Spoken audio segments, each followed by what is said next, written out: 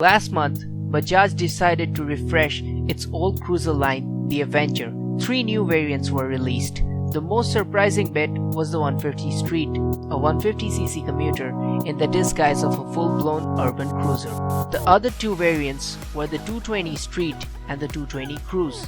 The Avengers Street 150 and 220 get the identical and all-new styling, whereas the 150 is targeted towards people who are looking for the mileage but want the stylish looks of a retro cruiser. If you ask me, the more serious biking audience will be looking towards the 220 Street. That's where the real fun is at. Because cruisers are about being able to stretch your legs on the highway. They're about comfort, style, and road presence. And the comfort of a motorcycle starts with the saddle. The saddle of the Avenger is an extremely wide and supportive design.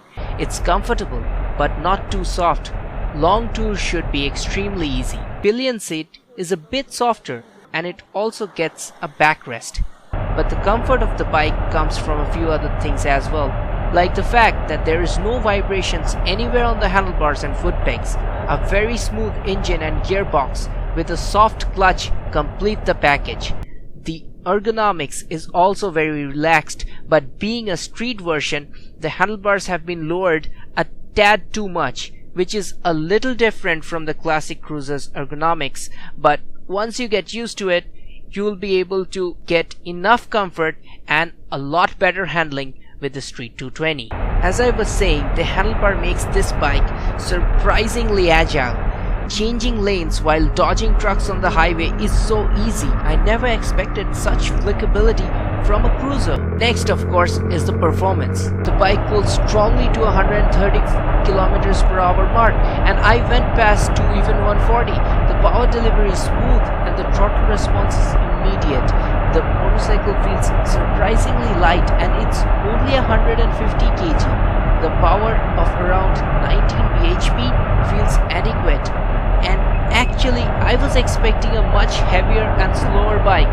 Instead, I got a nimble motorcycle which pulls strongly towards the red line. The most sought after thing in a cruiser is torque, as it helps in those uphill climbs with luggage and doesn't make you shift all the time, making riding hassle-free.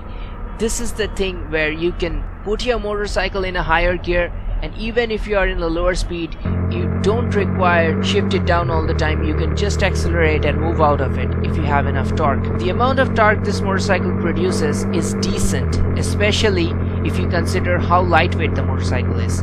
But as it's a cruiser, I would have still wanted a bit more torque. But I fear that I'm asking for too much of a 220cc engine which is already performing so well. Here's an idea though. Why not put my Duke 390's 35 Nm torque engine on a cruiser and maybe retune it a bit and lose the high bhp and get it to produce around 45 Nm of torque. That's a motorcycle I would love to ride if Bajaj is listening. Back to the current motorcycle. The brakes up front is working rather well, and the MRF tires are definitely making the motorcycle very stable on the straights along with the long wheelbase. We have completed the full road test, and that video will be taking a little bit more time to process, so please subscribe for the full review. As for now, the first impression of this bike is very strong on me. I really can't find much faults with this motorcycle, and my advice is, if you're interested, take a test drive now and wait for the full review.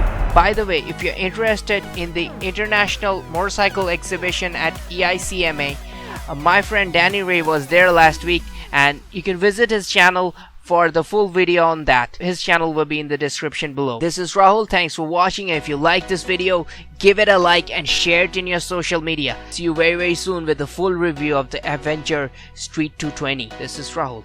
Goodbye.